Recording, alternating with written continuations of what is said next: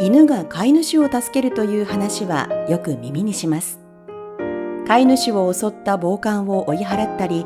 飼い主が事故に遭ってしまった時に助けを呼びに行くなど、犬にとって守るべき存在である飼い主さんを助けようとする行動が見られますが、飼い主の病気を察知することもあります。犬は人間よりもはるかに嗅覚が優れていることから、飼い主の体に何か異変があることがわかるようです。特にがん患者は体内で揮発性有機化合物が作られることから、その匂いを嗅ぎ取るようです。それでは猫はどうなのか。実は飼い主の病気を察知できる猫もいるようです。ある研究者によると、猫も犬と同様に優れた嗅覚を使って血糖値の変化を感じたり、飼い主の脳波のパターンの変化に気づいたり、感染症や悪性腫瘍の発症による体温の上昇に敏感だからだと考えられているそうです。そこで今回は、猫が飼い主の命を救ったという心温まる話を2つお伝えします。普段はツンとおすまし、人間と慣れ合うのが好きじゃない猫だって、いざとなったら必死になって飼い主を助けようとするのです。これは心臓発作を起こした飼い主の命を救った猫の物語です。ブランディ・ミラーさんの母親、継父のカーク・マティスさんはショッツィという猫を飼っています。ミラーさんが11年前に譲り受けた猫です。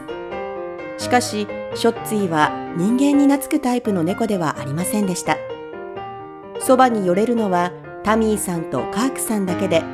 来客があれば隠れてしまいます。ミラーさん姉妹に対してすら追い払おうとするのでした。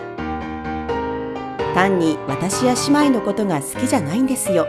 とミラーさんは思っていました。そしてある日の早朝に事件は起こりました。カークさんが大きな心臓発作に見舞われたのです。カークさんは毎朝午前4時に仕事に行きます。その日もショッツィに餌をあげ、出かけるところだったのでしょう。しかし玄関に向かおうとしたところで心臓発作が起こり、そのまま倒れてしまったのです。非常事態を察知したショッツィはすぐに行動を起こしました。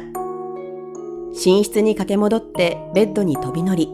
寝ているタミーさんの体の上を歩き回り、枕元で飛び跳ねたのです。そして今までに一度も出したことがないような声で泣いたのです。ショッツィはピューマみたいな声で吠えたわ、とタミーさん。ショッツィの様子から何かが起こったことに気づいたタミーさんは、すぐに起き出してリビングルームへと向かいました。そこでカークさんが倒れているのを発見したのです。緊急通報を受けて駆けつけてきた消防団員の処置のおかげで、カークさんの心臓は鼓動を再開しました。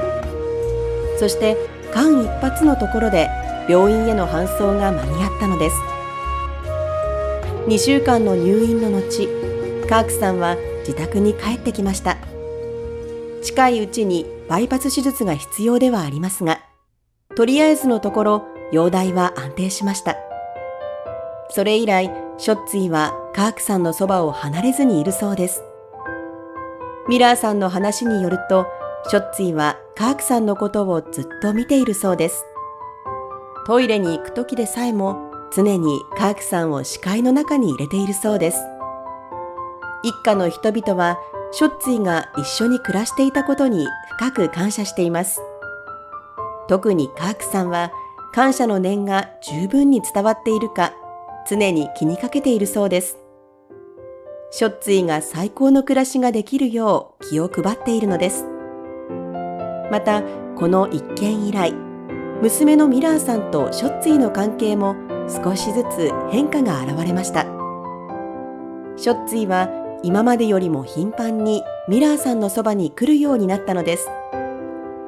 11年前にこの猫を選んで連れてきたことをこれほど感謝したことはありません。神様の計画には時には四つ足の友達も含まれているんですね。素晴らしい仲間だというだけじゃなくて、とても賢いし、時には私たちよりずっと優れた感覚を発揮するのよ、とミラーさんは話しています。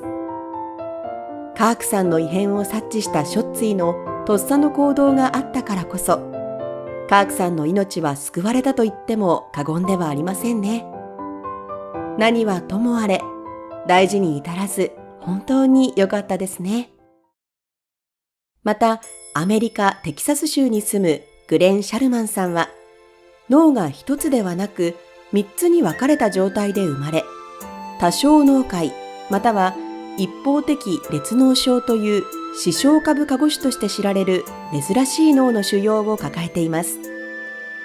その影響で日に1回は発作が起きるのですが、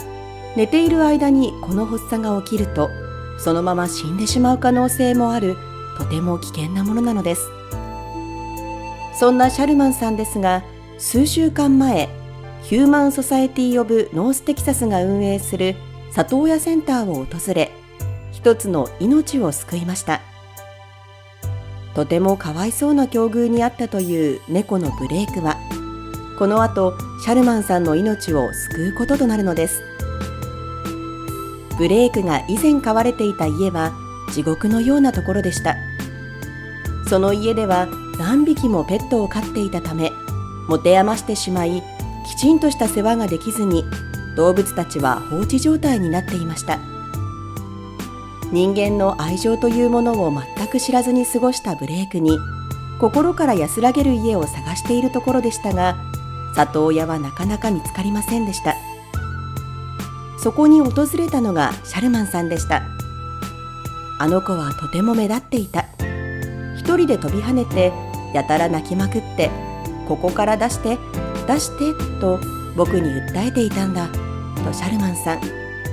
シャルマンさんが近づいて抱き上げると、彼の額にキスして、ゴロゴロ喉を鳴らしたといいます。まるで運命に引き寄せられたかのように養子縁組が決まりました。ブレイクはシャルマンさんの家にやってくるなり、まるで前から知っている場所であるかのようにすぐに慣れたそうです。家のあちこちで初めての場所とは思えないほどリラックスして寝そべり、家中を占領して愛情という愛情を求めました。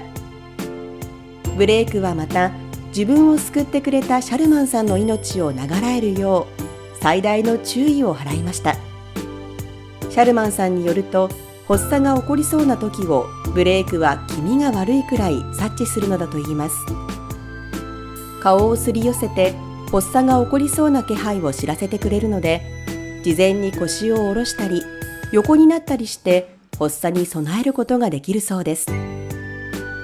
ある夜もシャルマンさんは寝ている間に発作に見舞われました。でもブレイクがそばにいて懸命にシャルマンさんのつま先に噛みつきました。そうでなければ目覚めなかったかもしれないと言います。シャルマンさんはかつてアリゾナに住んでいた頃、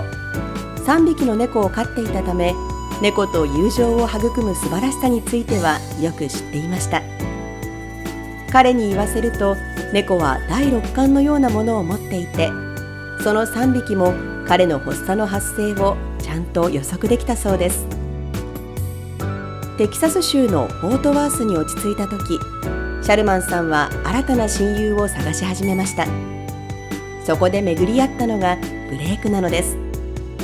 あらかじめ運命づけられていたかのように、2人はシェルターで出会い、吸い寄せられていきました。出会ってまだ数週間とは思えないほどに、強い愛情と信頼で結ばれているシャルマンさんとブレイク。シャルマンさんの病気は深刻で、常に致命的な合併症を引き起こす危険性がありますが、ブレイクの存在がシャルマンさんに生きる希望を与えてくれているのだそうです。助けてもらった恩を忘れていないブレイク。大切な飼い主さんとなったシャルマンさんを懸命に守る行動には心温まります。犬や猫にとって飼い主さんの存在というのはとても大切な存在なのでしょう。愛情という絆があれば、飼い主さんの命を救う存在となるのかもしれませんね。最後までご視聴いただきありがとうございました。